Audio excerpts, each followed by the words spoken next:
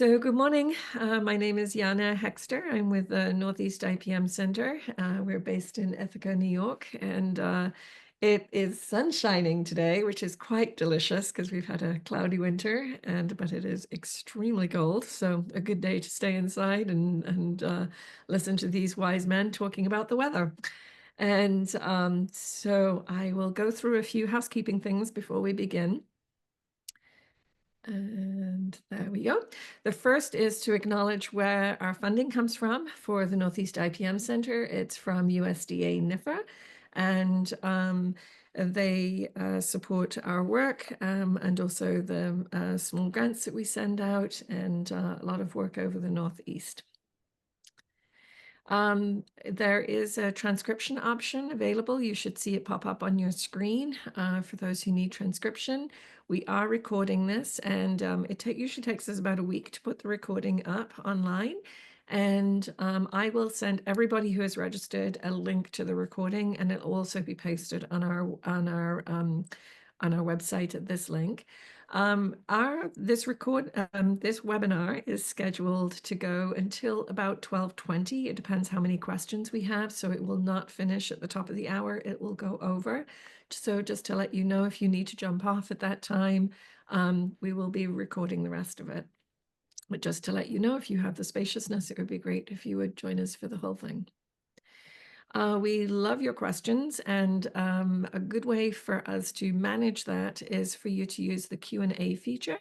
So if you look on your toolbar, there is an option that says Q&A, I believe. And in my settings, it's under More, and then it says Q&A. And if you click on there, you can ask a question, and you can ask the question anonymously. And it helps me to keep track of things because sometimes people ask the same question, and I don't have to follow through a thread of the chat, which is a little bit harder to keep track of. So we have two presenters today, and one is Dan Olmsted. He's the project lead of the Network for Environmental and Weather Applications, NEWA, at New York State IPM, New York State Integrated Pest Management. He has a master's in entomology from Cornell and expertise in decision support systems, digital outreach, and environmental data science. Dan focuses on connecting growers, researchers, and stakeholders with actionable microclimate data. Welcome, Dan.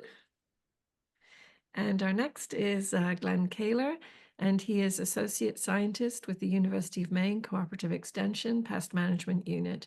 Since 1988, he's provided research-based information and pest management reports to Maine apple growers. And before we begin, we have a quick poll for you with just two questions, if you wouldn't mind completing that, and then we'll have a sense of people's level of knowledge before going in. It'll help our presenters tailor the materials to who is here. And I'm going to share the results. So 84% of people are not aware of AgRadar, and only 42% of people are not aware of NEWA. So there is actually quite a discrepancy there. So it's perfect that we're having this webinar. And actually, Glenn, who is going to be speaking about AgRadar, is going to go first. And so that is perfect given the results. So I am going to stop my share, and Glenn is going to pick it up. Okay, well, hello, everybody. Thanks for showing up. As far as I know, Carrick Cox at Cornell has the world record for most slides in a 25-minute talk. I may be going for that record today. If it starts getting painful, just tell me to slow down, and stuff at the end is just more examples, and we can, just not show those. But I'm not going to go into great detail on these, so I'm going to rip through them pretty fast, but hopefully not too fast. So yes, this is AgRadar. And just a few notes about how the weather system works because it's relevant to what we're doing here. Starting in 28, there's been an ongoing development in weather forecasting and weather monitoring with all the satellites and everything. 95% of the data that goes into your weather forecast comes from satellites these days. and radars. Then of course ground stations still matter. You know, the network ground stations that NOAA manages. As long as NOAA is still here, let's hope for that. I won't get into politics. But the new generation of satellites were really a tremendous boost. They're 5 times faster. They got 4 times the resolution, and they've got 3 times the channels. In other words, they went from black and white to color. So, and another thing that's newish is the rain radar that they use. It used to be horizontal. It used to be one way, and now it's 2 ways. And so instead of just seeing how big a cloud is and how dense it is, they can see the size of the rain droplets and the speed at which they're dropping. So they're just getting a lot more information. So the way the weather system works at NOAA and all the other, you know, national weather agencies, they create an artificial Earth. They divide the world into these grid cells, and then for each one of those grid cells, they collect the data or interpolate data, and create an Earth, and then they use the physics to know how things interact to run that forward, and that's how you get your forecast. And that's also how they get gridded observation data sets. At the end of when all the data's in, they say, okay, this grid was, you know, 45 degrees and it was raining this much and the wind was going this direction at this speed. So that's the weather grid. And the resolution has gotten tremendously better. It used to be like 130 miles back in the bad old days, and now the grids we're running at are 1.9 miles. And here's an example of what that looks like. As some rain clouds, that's the green, scooted across the Northeast recently, or whenever that slide is, 2019. And the blue is snow, the green is, and so you get a sense of the density. The red and orange stuff down in the bottom right corner, that's intense rainfall. So you get a lot of information out of this. So speaking of the grid, the National Digital Forecast System is one of the products that comes out of that. And that's the data set that goes to your local weather forecaster, and then they look at it and they put their own human spin on it. And that's what comes out as your forecast. And it's interesting that what they're finding as time goes on is that the humans are less and less needed. I mean, I love humans too, but when the computer systems are getting so good that the humans really aren't adding much information these days. So anyway, what we're looking at here is Washington State. They've got a weather system. They're saying, well, could we use gridded data to replace some of the places where we don't have stations? So this was a really tough test because they're comparing on-site observations with the NDFD forecast. So that's kind of one arm behind your back thing to begin with. And then they're also doing this in mountainous terrain, which is a lot tougher for localized forecasting than what we have here in the Northeast. I mean, we got mountains, but nothing like what they got out there. So anyway, the point of this is a perfect correlation would be a single, thin line going from the bottom left to the top right. And you see that this is an Apple Maggot, when would you spray kind of test. And the dates are pretty well lined up on that 45-degree line. So they came to the conclusion that, yeah, the NDFD data is great promise for use of virtual weather stations. This was back in 2015, and things have only progressed from there. So that's just a conceptual introduction to what gridded weather looks like, and that's what we're using for Ag-Eye weather. I should say we call it Ag-Eye weather. Technically, we don't own that name; somebody else does, and I shouldn't be using that, to be honest. But it's grid weather. We call it gridweather.com. That's the URL if people want to sign up for a site. What we've been doing for the last 4 or 5 years is we run 93 sites in Maine, so we pretty much got Maine pretty well covered, with except for the North Maine woods. We don't have too dense up there, but it's not really needed that much up there. But agriculturally, we're pretty well covered.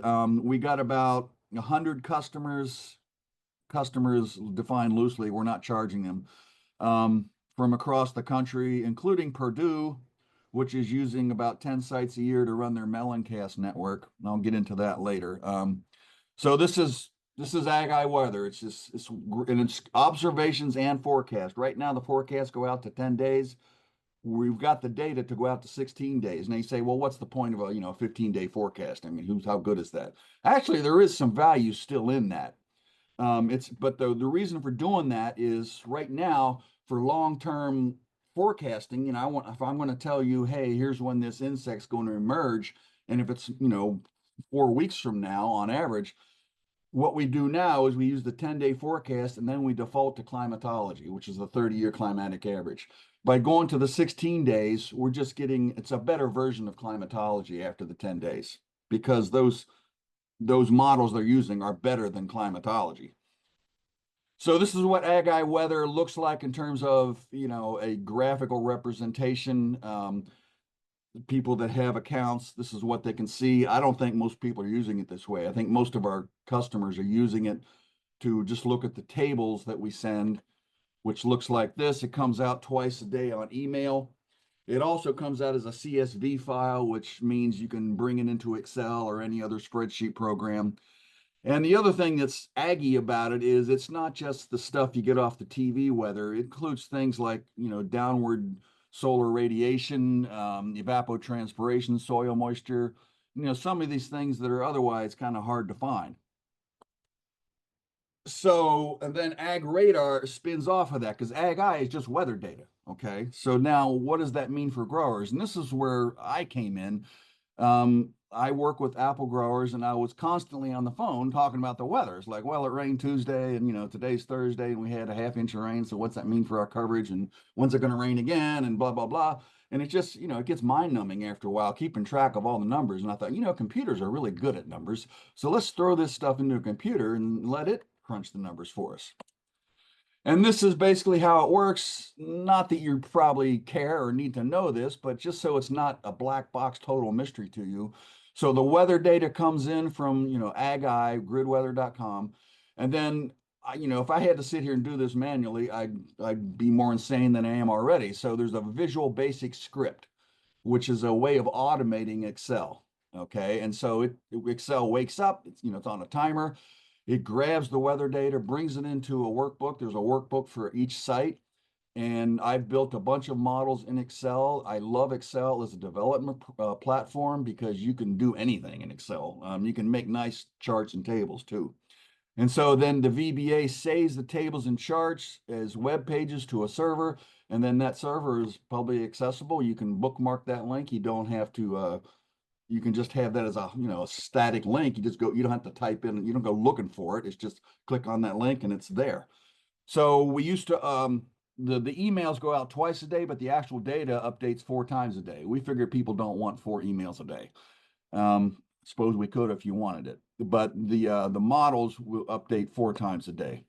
So continuing on our conceptual journey here. So this is a development chain of how weather turns into money.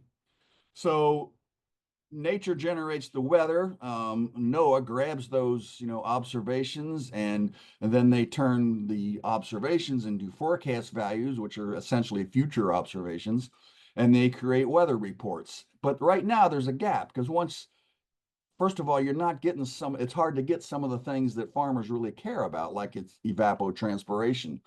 But then the biggest gap is, well, what does it mean? I mean, growers obviously have a sense of, well, it's going to be hot or it's going to be cold or it's going to rain or it's not. But in terms of grinding down into more granular detail, that's been kind of a missing piece. It's up to the grower to figure that out. And so that's where we were. And what this, and NOAA and Ag Radar both do this. You take those interpretation lines and you expand them. So now you get the weather data and it goes into a system that helps growers translate it into action. So that's what it's all about. So what Ag Radar does at present, just starting with sort of the raw weather data and some other things that aren't just raw data. A fruit sunburn is based on temperatures and humidity, bud freeze potentials. There's pretty well-known charts for, apples and other tree fruits and probably other commodities. I'm not sure about the other ones, but for apples, there's certainly well-known relationships of growth stage and what temperature is going to cause what % of freeze damage. The spray conditions, is actually, I don't have that one running yet, but I met with Jason DeVoe. Some of you may know him. He's the spray guru from Canada. And we just went through a bunch of, things that affect spraying and came up with a sort of an index of, was this a good time to spray or a time you shouldn't be spraying? So things like too much wind, too dry because droplets, evaporate too fast, things like that. And inversions are obviously bad too. So also the Ag Radar is you can see, tables of your past and forecast weather just in a handy table format. And I'll show you the rain chart later on and ET, soil moisture, things like that. So getting down on all the examples I'm showing here are going to be apples. So on apple diseases, of course, the big three are apple scab, fire blight, and sooty blotch fly speck. The scab and sooty blotch are fungi, fire blight's a bacteria, which really affects how you have to deal with them because bacteria are fast. Sooty blotch is slow and apple scab's sort of in between. So anyway, what the interpretation does, and we'll see some charts and tables to put flesh on these bones, but we're trying to help the grower, when do you need to start and end protection? How severe are the conditions? If you spray, when do you need to spray again? Like how long is the protection good for? And what are the key dates for monitoring? That's another thing that's close to my heart on this is extension has been really good about putting out, guides about here's the chemicals and here's the rates and blah, blah, blah. And we treat IPM like, well, just, do IPM. And we don't think about valuing people's time. You just say, well, scout. Well, scout when? When do I really need to scout? What's the important time?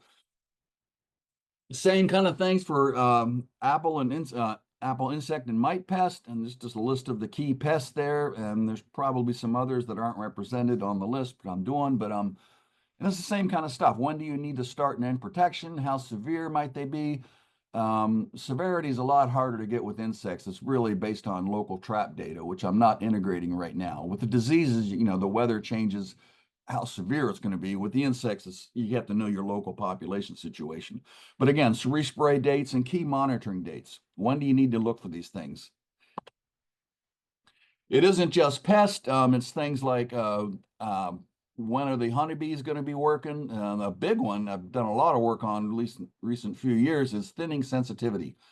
Any apple growers here know that thinning is a real voodoo operation. It's affected by the condition of the trees, how sunny it's been, how humid it's been, how warm it is at night, how dry it is during the day, all kinds of things. So it's a really nail biting kind of operation for growers because you don't want to thin off all your fruit, but you definitely need to thin them off. Harvest dates, got big news coming out recently. We can now estimate with pretty good accuracy the harvest date of 1,000 cultivars. Anybody growing 1,000 cultivars does not exist, but got them in there, and of course it includes all the big ones. Pre-harvest drop risk, that's not a great model, but it does exist. And some other things that affect storage and fruit quality. So getting into what, examples of what this looked like, this is what it was a few years ago when I was running a bunch of sites for the Northeast. So those are the sites we were running. I hope to get back to that scale. Lately, the last 4 years, I've just been running 3 or 4 or 5 sites. Actually, that's not true. The last 2 years, I've been running about 15 sites, but that's for potatoes. And I guess since I said potatoes, I should tell you it's not just everything I'm going to show you here is apples.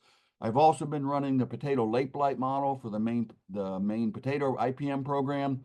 I did some work with Lobesh Blueberry a few years ago. Should get back to that. There are some models for peaches. I've done a lot of background work for corn.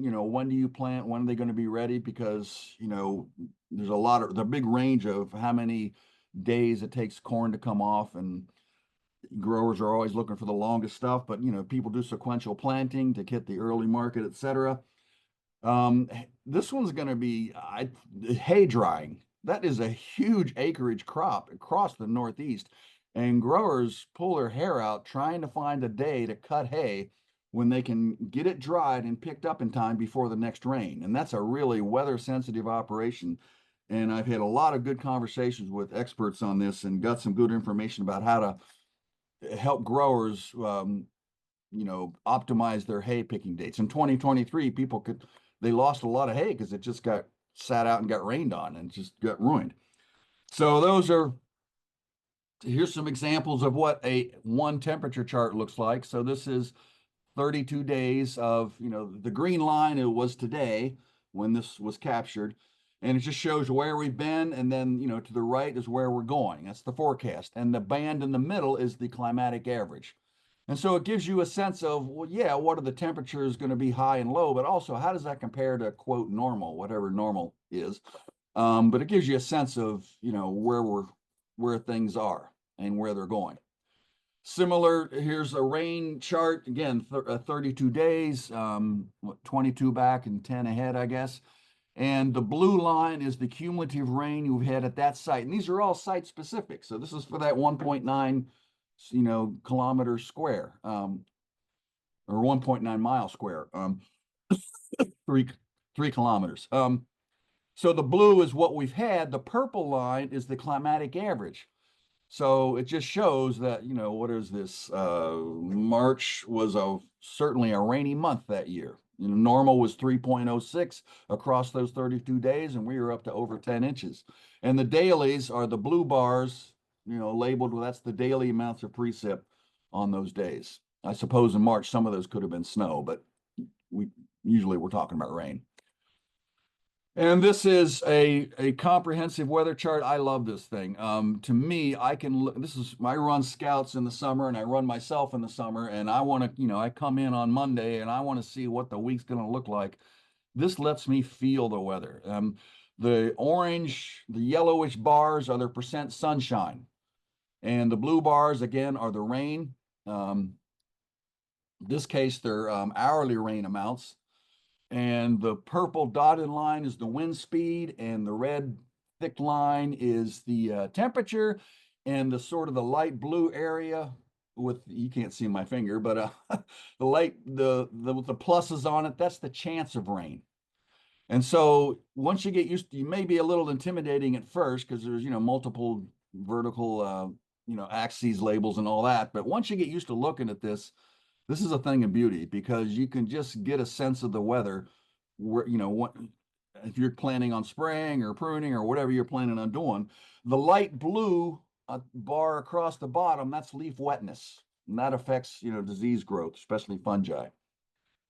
So, and this is a table, obviously, of the growth stages of different apple cultivars. You got your minimum, maximum temperature on the right side there.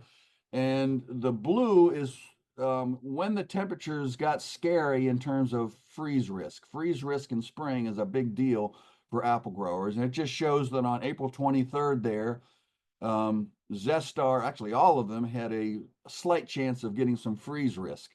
And it's different. Now, if you look at Zestar on the left, on April 27th, they are at a different growth stage. The temperature was still not enough to change the rating much, but the ratings just go from less than 10%, but more than 0, and then they go all the way up to 90% plus, and anything in between. So it just gives the grower a sense of, well, how much freeze damage they have had, and that factors into thinning decisions and a lot of other things. And so this is kind of the output. It shows up as links through all these different models. And, excuse me, if you're an apple grower, at certain time of year, you got to be thinking about plum curculio. So you'd be looking at those tables and charts, apple maggot, codling moth, mites. And I'm not showing everything here, but this is just some of the stuff for fly speck. So the fly speck is broken out into the month. So you got, the early season stuff, and then you got the 3 different groups of fungicides, and they have different respray intervals. So there's sort of pristines, the Cadillac. Group A are the pretty good ones, and then Group B are okay, but they're not as good as the other 2. And so, but they're cheaper. And just, and then tell me which month you're in, June, July, or August, you can look up that table that tells you where you're at. So here's an example of a scab table. Now these 2 charts are offset because they're from 2 different years, and I wanted to show how years vary. And so that vertical grayish line, that's May 6th. Okay, so I'd use that to line up the 2 dates. It just shows the calendar is the same every year, but the biology of apple scab and other things shifts from year to year. And it also shows that in that first year, which is 2016, we had a pretty normal spread out scab season, sort of a normal distribution of, little infection events building up to the bigger one, and then it falls off and back down again. But in 2023, it was dry, excuse me, in early May. There's a few little blips there just to the left of the gray line you can see, but the bud stage wasn't very developed. And this incorporates buds growth, temperature, leaf wetting duration, all the things that drive scab potential. But in 2023, in the bottom one, we had a big, huge blast. So most of your scab came in one big blast. So if you're managing your orchard, you don't want to take any chances of that one, because that was bad news. This is basically the same information shown a different way. Actually, the same year as that 2023 chart in the bottom. That big blast shows up as with the red there is the cumulative scab potential. And so it shows that, there wasn't much happening until May 20th. And then in May 20th, about 70% of your total season scab potential, primary scab potential, showed up in one big blast. And then, how it went from there. And then apple scab, you really don't know how you did until lesions have had a chance to show up from those infections. So it's, if a spore, you can't see a spore. So what you need to do is keep checking the orchard until first generation lesions have had a chance to show up. And that's the orange. So that's the cumulative, development of first generation scab spores. So if you get to June 7th or 8th and you're checking the orchard and you're not seeing any scab, you're in pretty good shape. However, people, including me, have been fooled, because if you're dealing with bigger trees, and you're not climbing trees, and I don't climb trees anymore, I used to, but you're not climbing up into that upper canopy and checking for scab, you can have scab up there that you can't see from the ground, and then that rains down and you get second generation scab, and that's the purple lines, the purple bars. And so the reason for putting that there is, look, it's good. It's great that you're doing well on the orange and you're still not seeing any scab, but you need to keep checking, in this case, until June 18th. And if you're still clean after June 18th, especially after June or July 1st, now all of these second generation scabs had a chance to show up, you're clean. You can go about, you still got to, manage disease pressure, but you're not managing for scab pressure anymore. And that lets you be a lot more relaxed on your spray schedule. This all same kind of stuff shows up in table form. This is the exact same information in table form. I don't know what year this is, but it just shows the growth, the date, how much rain we've had on each day, the growth stage, and then the big column in the middle is that what percent of primary scab infection potential released on that day. This must be 2023 again, because 64% on one day is pretty unusual. It also shows you the confidence interval, the low potential and high potential on left to the right of each number. So there we go. And this is a spray, respray guidance. So let's say you sprayed on April 20th, okay?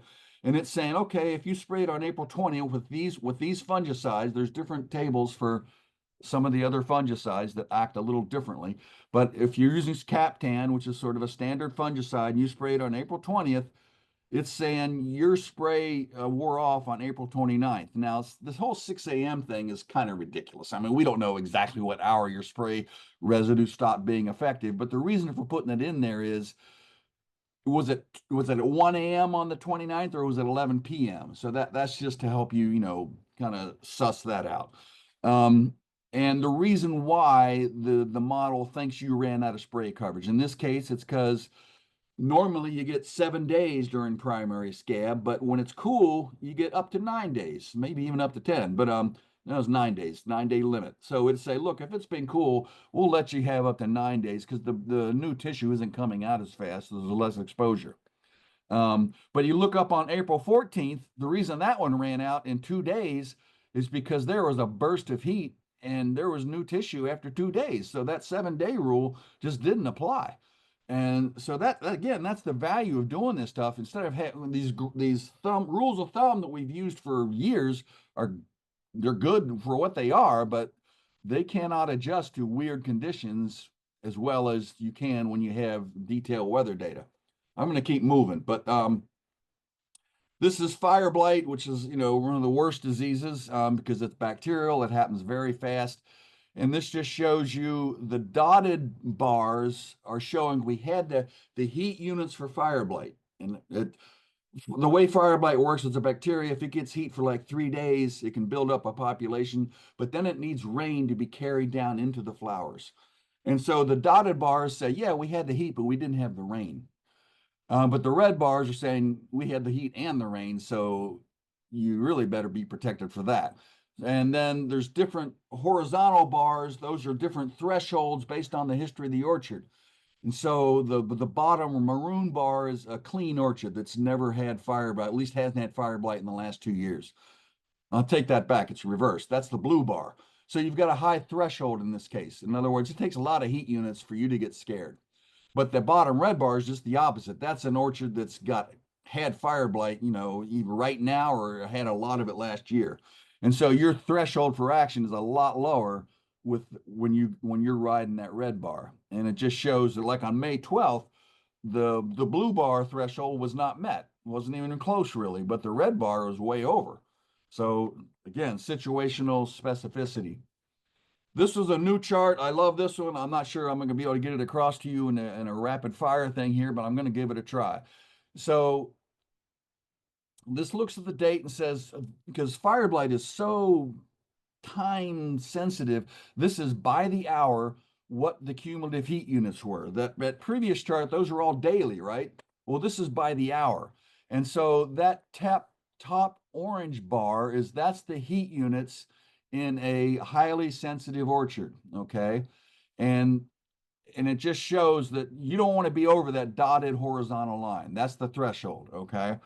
Um, and so this was last year. It looked to me, I thought it was Armageddon. It turned out not to be that bad, mostly because people sprayed, I think. So that orange bar is saying, look, folks, we're over three times, 300% the threshold for the heat units, and we got rain. That's the blue bar for fire blight. Now, if you're a really clean orchard, that would be the dotted orange line at the bottom. So it was bad there too. They should have been spraying, but they're a lot less drastic than the top bar. And then the purple is an intermediate orchard. Glenn, I'm just going to interrupt a minute to let you know there's about 2 minutes left in your All right, I'm presentation going to time. skip ahead. I thought that might happen. So there's a thinning chart. Thinning sensitivity is the green bars. More tables. This is honeybee activity. It just shows that honeybees are not active all the time. They need certain temperature and they don't like to do it in the rain. And just finally, I just think this approach, and everything I showed you was apple, but like I said, there are other crops and other situations we can apply this to. Farming is becoming more and more technical. We got problems, but we also have solutions, and especially climate change. And it's not getting simpler, folks. It's getting more difficult, and growers need information management to deal with this difficulty. And that's kind of what it looks like. And it still comes down to the grower. And I am done. I'm sorry if I went too long. Okay, great. You did not go too long. You're right on time, actually. So, and for people who are interested in the slides that Glenn just skipped over, the full slide set will be on our website with the recording. So, if you want to go back and look in more detail at those that he just skipped over, and I'm sure if you have questions about those, he'd be happy to be in touch with you. So we're going to go on to Dan's presentation, but before that, I just want to see if there are any questions. And I see one question that has come actually in the chat. And the question is the 6-day forecast. Can you compare different sites on one graph? You'd have to pull up site one and then pull up site two. I don't put those in one page. I mean, I suppose that's something we could do, but that's not a high priority for me right now. But you could do it, but you'd have to do it yourself. Okay. All right. And if folks have any more questions for Glenn, you can put them in the Q&A or put them in the chat. Oh, actually, there is one more in the Q&A. Here we go. Um, could this be integrated into something like Survey 123 or another app that tells farmers, hey, it's time to scout for pest A? And then the growers could use the app to track the data. And then that would be funneled back into the model. The growers would know this, of course, and agree to sharing their data. Well, I'm not familiar with those particular programs. I kind of got my hands full doing what I'm doing, but I like what you're saying because I have the same idea. What I would like to do, and this is kind of getting at the same thing, is have growers keep their spray record in Excel, which a lot of them do, post that to a cloud site where Ag Radar could grab it. And then instead of having a lookup table like I showed you, where you find, April 20th you last sprayed, it would know it's April 20th and could run with that specific information and base the analysis just on your situation. So yes, that potential exists. I'm not going to get to that, next week or anything, but that's where I want to go with this. So I think we're on the same wavelength there. Great. All right, wonderful. And I think that is all the questions that we have at the moment. But if you have more, feel free to type them up and we'll ask them at the next question break. So now we're going to go on to Dan's presentation about NIWA. Great. Thanks, Yana. Glenn, that was really great. Thanks for sharing. So I'm gonna really, in some ways, complement what Glenn Killer's been talking about the past few minutes.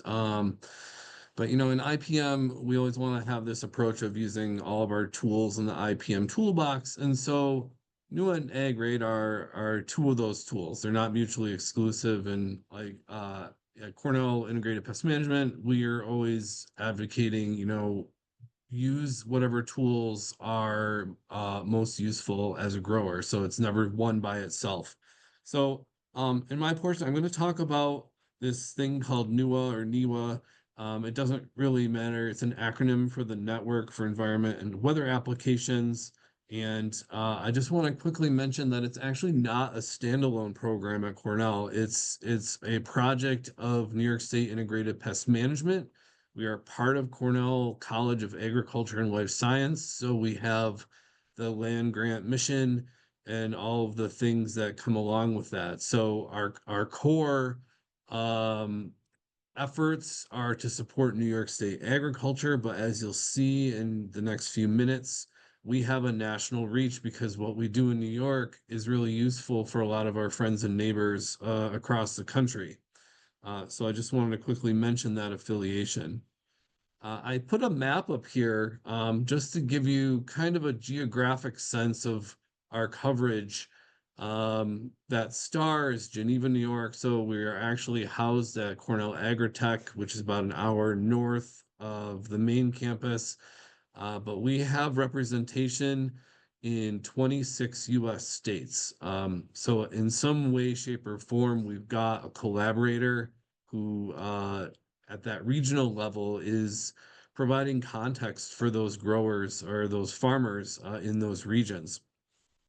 So again, just to give you a sense, and so to just quickly point out, you actually see we even have points as far west as Idaho and Utah. I would say historically, a lot of our growth is driven by apple producers. So Glenn has already touched a lot on this, but our tools have proven to be very useful. And again, they're meant to complement. This is not mutually exclusive of other platforms. I try to be very, very supportive of those collaborative opportunities because we're all here to do the same thing, which is to support agriculture in the United States. I added this slide again to provide clarification. So NUA is an insect plant disease and crop management risk forecasting platform. So we're using those 5-day forecasts, like Glenn mentioned, and it's provided as an open access resource. We're part of a nonprofit system, and we want to support the different agricultural sectors in New York and beyond. And so it's really important to keep that in mind. It's available free of charge to any farmer in any member U.S. state and is made possible through many vital state and federal funding partnerships, along with collaborations with grower associations and extension programs outside of New York. The web platform that I'm going to talk about was funded back in 2021, or actually as early as 2019, 2020 by the United States Department of Agriculture NIFA program. And so without that vital funding, the website platform that I'm going to share with you would not be available, and we wouldn't have anywhere near the capacity to support our agricultural industries. Another important part are those weather forecasts. And Glenn, I was really happy to hear you mention NDFD. That's the National Digital Forecast Data System, which provides hourly forecast data that links with historical information, which I'll describe in a second. So that comes from NOAA. I mentioned the 26 partnerships we have across the country. And then in New York State, core operating budget comes from New York State Department of Agriculture and Markets. So there's a lot of different moving parts that make this happen for everybody. And really the outcome is to provide meaningful impact for our grower partners. So 2017, we're definitely due for another update of NUA users, but on average, among apple and grape growers, we see a cost savings of $30,000 thanks to avoided crop losses. So this is not an insignificant amount of money that we are seeing from platform adoption such as AgRadar and NUA. To just quickly touch on our regional partnerships, I'm listing them out here. I'm not going to read through this because there are too many. But in 2025, it looks like Kentucky is going to be joining our network. And in the past few years, we've had 5 or 6 other regional partners come on board. And again, this is not because we're going out and recruiting. It's because folks see the value of using a platform like this to inform their day-to-day management decisions on their farms. I've got a few visuals. So our digital systems analyst here at New York State Integrated Pest Management was able to create this visualization for me. This shows the number of website sessions in 2024, and it gives you an idea of where in the country and even across the continent, going up into Canada, people are interested in seeing what we're doing. We definitely have hot spots downstate in Hudson Valley here in New York and in the Finger Lakes. That's driven a lot by grape production and apples. But you'll see that like even as far south as Georgia, our partners are using this. So in the Southern Appalachians and things like that. Just to zoom in a little bit more here in the Northeast and Upper Midwest, this is actually a slightly older map where I pulled information from Google Analytics. I actually can't do this anymore because they changed the metrics that you can collect, but it just, again, gives you a bit more granular detail about where people are accessing the NUA platform from. One of the last things I want to mention is that, I mentioned those funding sources. Another critical collaborator is Northeast Regional Climate Center. They're based at Cornell University, but they are a very, very close collaborator. They curate all of the data and all of the information that I'll be describing in the next few slides. They're part of a national system of regional climate centers, and they are NOAA affiliates. And so they are the ones who are able to take historical weather station data and link that with 5-day NDFD forecast information to provide that meaningful output. So I just wanted to drop this in here very quickly. So now, going along a similar track, maybe as to what Glenn was saying, in the NUA platform, we have a lot of different options for risk models. So when I say risk, I'm referring to this idea of what has happened in the past few days in terms of weather, what could be happening in the next 1 to 5 days, and how can I use that to make management decisions on my farm. So a large portion of these are apple, a slightly smaller portion are grape, and I've already mentioned that those two historically have been the primary drivers of NUA adoption. But we are making efforts to expand our offerings. We have field crops models here in New York State. We're facing a neonicotinoid seed treatment ban, and so one of the roles IPM is taking on is to look at things like seed corn maggot, wireworm, and come up with tools that will help our New York State growers mitigate and work through, what is the risk of damage from those insects using models on NUA, and then there's a series of other things we're developing that are probably out of scope of this conversation today. But again, the idea is that we're trying to support a wide swath of agricultural industry in New York and among our member states. The newest one that just launched this winter is a grape cold hardiness model that's very timely.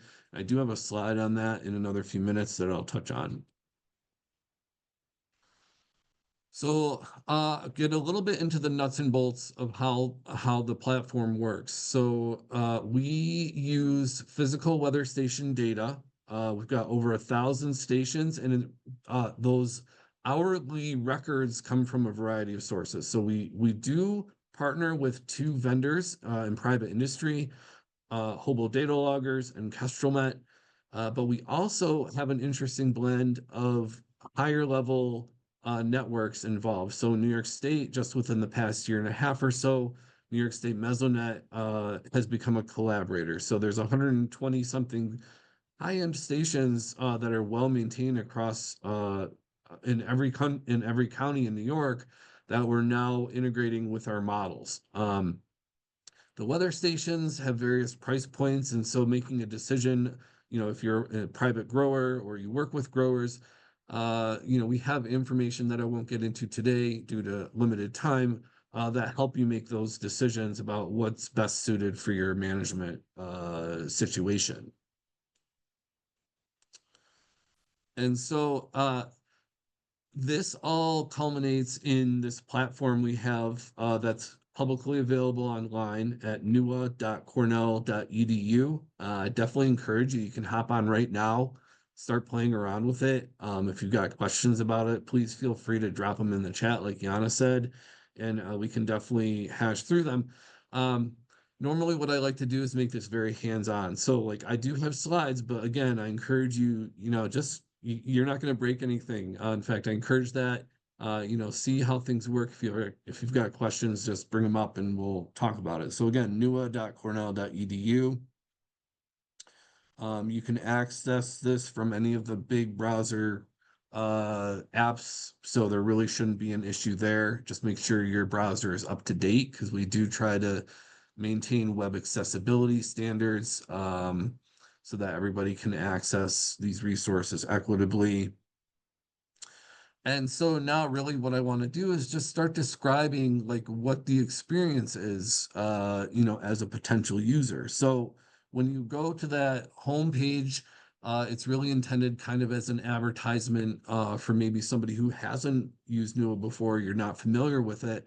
But what I really, the one take home or the action item I'm going to encourage everybody to do today is to actually sign up for a NUA user account, because that's where you're going to get the most benefit out of this. So with that in mind, what I'm going to talk about here is like your experience after you've logged in. So you have an account set up, you visit nua.cornell.edu, it automatically takes you to this dashboard page. So a couple of features I'll point out is that you can have a list of your favorite weather stations from the NUA network. Everybody who adds a location, one of those physical weather stations, does it with an understanding that this is primarily for my benefit, but if my neighbor down the road who does not have a weather station has some use for this, they're welcome to add it. So it's not an exclusive platform. We do maintain a baseline level of data privacy. So once you sign up for that platform, we'll collect your email address, and that's really it. We don't have any personal information, but the weather stations themselves are generally accessible to the public. So the dashboard gives you just this basic overview, this 5-day weather forecast, and a quick summary like you would have on your favorite weather app. And again, these are bringing in those 5-day forecasts from NDFD at NOAA. But then if you're on a mobile device, we have a website that behaves like an app. So one of the questions we get is, well, why don't you just have an app that you can download from the Apple Store or from the Android store? And the answer is that it actually takes a team to maintain those apps, because if your operating system is updated, somebody has to make sure that the app is still working and it's not broken. So now I'll just show you a couple of examples of the risk models that we have. Glenn already talked about Apple production, which is awesome. And again, we do have Apple tools on there. You can use them to complement each other. You can use Glenn's tools. You can use our tools, whatever works the best for you, whatever makes the most sense. We all have a different comfort level with technology depending on what it is. You know, if you were to ask me a question about the NUA platform, I could answer it without even looking at it, without blinking. But for example, if I had a new laptop, like was a different brand, like maybe I switched from a Mac to a PC or something, I would have my own technology angst and anxiety. So it's more about like what you're comfortable doing. So in this case, I'm actually going to talk about two non-Apple models. The first is spotted lanternfly. So if you're in the Northeast US, Mid-Atlantic states, spotted lanternfly is really making the news. One of the things we did a few years ago with some funding from a different USDA grant, it was an SCRI, it was a multi-state grant, is we looked at some of the research that was published, which ended up being very interesting because they broke insect development down into individual life stages. And I got pretty excited about this because that gave us an opportunity to say, all right, well, we might be able to track insect development very closely through the season. And so I just have some screenshots of one part of the output of that model. And again, absolutely welcome to log in right now and play around with it. But if we go back to 2022 at the particular station that I had selected, you can look at how development progressed through that growing season. If you look at it in real time right now, there's not a whole lot happening because we're in the middle of winter.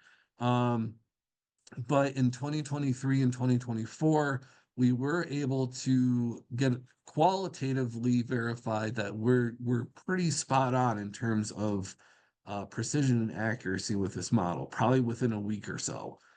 So if you are a great producer, if you do have a crop of concern, or maybe you're in ornamentals, this is definitely an interesting tool to help you understand what could be happening in your operation if you're in an area that has a high risk of spotted lanternfly.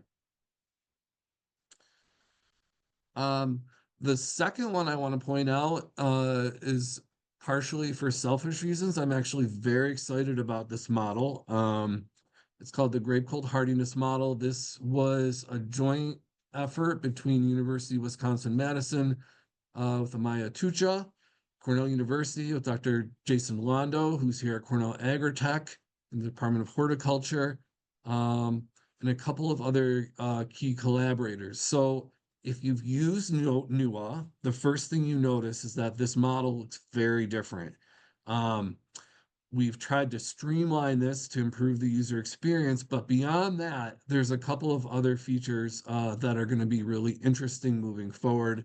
And I will probably be integrating with other models as long as the person who's collaborating with us thinks it's a good idea. So on the left-hand side there, you're going to see that, yes, you can still choose physical weather stations, but what the Northeast Regional Climate Center did with us is they put in some money to this model as well, and there's now a grid data option. So I'm not live demoing in the interest of time, but if you go to this model and you choose grid data, you can enter any latitude and longitude in the continental United States, and it's going to pull the same type of information from one of those gridded data sets that Glenn was describing. So this gridded data set is actually generated by the Northeast Regional Climate Center, and I believe it's got a 4 kilometer resolution. So that's a big change there. But the other things that are happening in this model as well are that you can now change between Fahrenheit and Celsius. So that was an interesting feature. You can currently select from, I think it's 8 or 9 grape cultivars. In this screenshot, I've got Cabernet Sauvignon selected.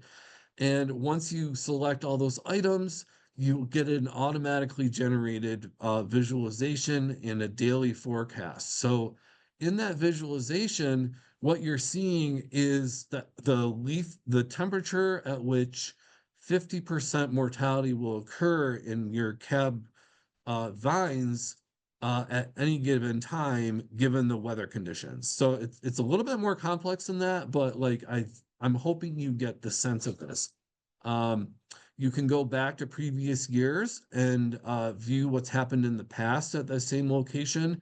It was very gratifying, at least from a technical perspective, because here in New York and I think upper Midwest and a lot of places around New England in 2024, we had a pretty devastating late spring cold snap. And so a lot of our Concord vines out in Western New York State were tricked into thinking, oh, it's springtime, I'm going to start revving up production.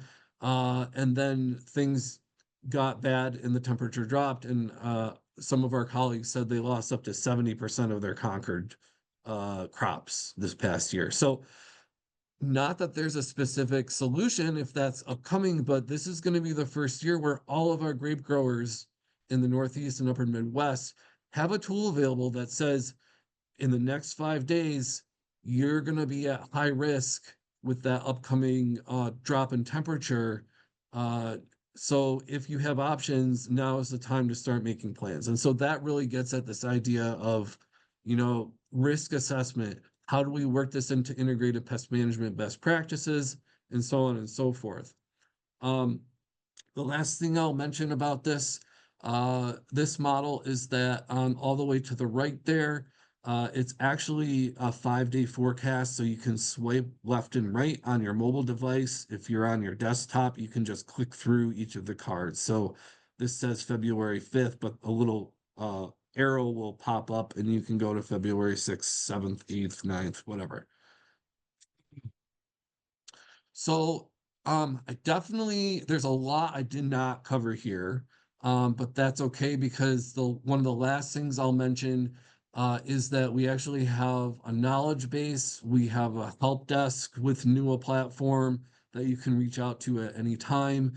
We usually try to get back to you within a day or two. We're going to be implementing some new self-service features on our knowledge base. If you go to help.nysipm.org, you'll see a platform for our entire program. But if you type in like grapes, specific articles are going to come up about our grape tools and so on and so forth. So keep that in mind. So my last slide, and I already mentioned it, is actually an action item for all of you. I think it would be really neat and useful to you to try and create your account. It's free. All we collect is your email. There's a little bit of customization that happens. But I encourage you to do that and start fooling around with the NUA platform to see how it might be useful to you. We're always open to ideas and suggestions. I keep a running list. If you find a bug or something that seems like it needs to be fixed, we definitely prioritize those things.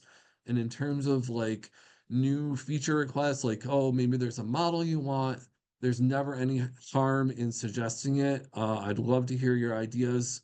And like I said, it's just a matter of prioritization and available resources. So we will not forget your request. We'll probably compile it and like look for trends more broadly to make those higher level decisions. So just to wrap this up, I already mentioned you just need an email address. And once you're logged in, you basically make a list of your favorite stations, and that's all you ever see. You don't have to scroll through all 900 available stations every time you want to do something. You can make a list of your available models in your profile, and then at that point, you can enjoy a customized online experience to really make the best use of your time as a manager or farm operator or whatever. As a side note, 2025, we're spinning up some other ways of communicating with you. So if you sign up for that account and provide your email address, again, we keep it confidential. But I am going to send out regular updates, maybe every month or two. I'll send you one update and things like that. So to hopefully to leave some time for questions and discussion, I'll stop there. But I appreciate this opportunity. Thank you. Great, thank you very much. And we do have some questions. Actually, I'll just scroll through here. Can somebody use their ambient weather station to the NIWA network? Can they add it? Not at this time. We have two vendors because we are actually a very small staff. And while on the technological side, there are ways to connect that data, there's a lot of support that's required to make this happen. And with the understanding, yes, the companies provide their own support, but there's always like this kind of first response um, scenario that we have to work through. And so NUA can't really be like all encompassing. We've been very strategic with having two vendors. That said, I am talking to some of those regional collaborators about the possibility of adding a third vendor, but I'm not prepared to like share that information right now. The other piece is that there's like a suite of sensors that are required to make, for example, the apple carbohydrate thinning model work. And so we've got to be very careful that whatever vendor we work with is able to do that, and that we can have good communication with them. Great, thank you. And Sandeep Bhatti asked, is this model available for Canadian regions too? That is an awesome question. So, it's not right now, but we're based in upstate New York, and I'm actually heading across the border this afternoon, to Ontario. We have a lot of folks in Southern Ontario who are in the exact same situation except for borders. So, um, we don't offer right now, but I am looking for ways, in the next year or two to make that a possibility. And really the challenge is that 5-day forecast. So like folks could buy a weather station in Southern Ontario, for example, but it takes resources and effort to link that. So in the US, we have NDFD, and unfortunately that stops literally like within 1 or 2 kilometers of the border. Like the data just isn't there. So there may be similar things, like maybe with Environment Canada, but we haven't reached that point in conversations yet. Um, and it's a tricky question. Like so personally, like I'll be all for that. It's just a matter of figuring out the complex logistics. But it's on my mind for sure. I get that question a lot, and it would be really great to be able to support this regionally. Okay. And Caitlin has asked, is there a grower acreage size that was assumed when calculating that growers save 30,000 a year by using NIWA? What metrics went into calculating this number? And she said, great presentation. Yeah, that's a really good question. So that number comes from probably, I would say, medium to large growers. There's not a specific acreage attached to that. But that touches on another really interesting thing. NUA works really well because actually has a very specific target audience. Like it's fun to see all those dots on a map. Um, but really you have to have the resources to do that. And so area of focus, not just with the NUA platform, but at Integrated Pest Management statewide and kind of with our regional partners is how can we support those small producers? What if I'm diversified? What if I can't afford a $3,000 weather station? We're also starting to do work with urban ag partners in NYC and around New York State. Um, So that really is a great question, and we actually have an ag economist on board with our program. And one of the things I'm hoping to do early in 25 is come up with like a standard list of survey questions where maybe instead of doing like a survey of all NUA users like every 5 or 10 years, we can take like a valid subsample. Like maybe we ask 30 people across the entire platform, some very targeted questions that stay the same so that we can have a higher level of confidence in numbers like that come out. So I do have confidence that among medium and large growers in particular, that cost savings from avoided crop loss is realistic, but that obviously that doesn't apply to the small producers. Thank you very much. And there is a question, I think this is for Glenn. Stations in Maine seem sporadic. How do you get more stations on board? And actually, Charles, if you want to clarify, I'm assuming it's for Glenn, but maybe it's for the NIWA network. So maybe you can both answer it in case it's applicable for both of you. Well, that must be newest because we're running off the grid, so we do any box within Maine. Oh, and he actually, Charles said both. So he was, okay, so. They are adding a bunch of physical stations that will be integrated into NUA, and these are really high quality stations. There's a big grant that Sean Burkle and Lily Calderwood and Phil Fanning got. They're putting in, what's that, Dan, 25 stations? That sounds about right. Yeah, and that's funding that Susan Collins secured for the state. Those are so I mentioned Mesonet stations. There was like this big spaceship looking one on that slide. That's the type of weather station that's going in. I will add, for folks who, do have that operational capacity, you can add a hobo or a Kestromet station in Maine to the NUA platform anytime you want. But again, not to move in a direction of this or that. Glenn and I had a good conversation about gridded data, and so the great model is the first one where you can use either one. And so moving forward, maybe it's a question of, all right, I'm in Maine, there's egg eye data. Like, are there ways in the next couple of years to move closer together versus two parallel things? Great. And we should have a poll pop up for, and there is one last question that maybe, I actually don't know if this is one that you can answer actually. But someone had asked, what can we do management wise if there's a freeze risk on grapes? That might be beyond the scope of your presentation, but I will pop it out there while people are answering the poll questions. Yeah, no, that's a great question. And like I've become very familiar with how to predict these freeze events from developing that model, but I think that is a big question right now because and it actually ties back to this idea of like having the resources. So if I'm growing a high value cultivar in the Finger Lakes region of upstate New York, there are folks who have turbines and they have furnaces that they fire up in their vineyards. If you're smaller or you're growing like a lower, you don't get as much return on your crop, like that is an open question.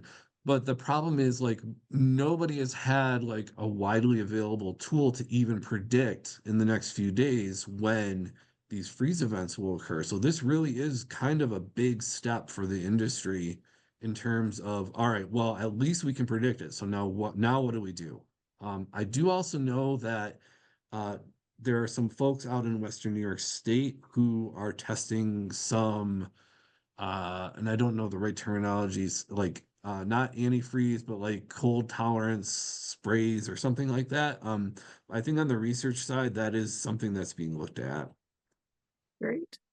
All right. I think I'm going to leave the poll up just for one more minute because I did see there was one other, and I think this is a quick question.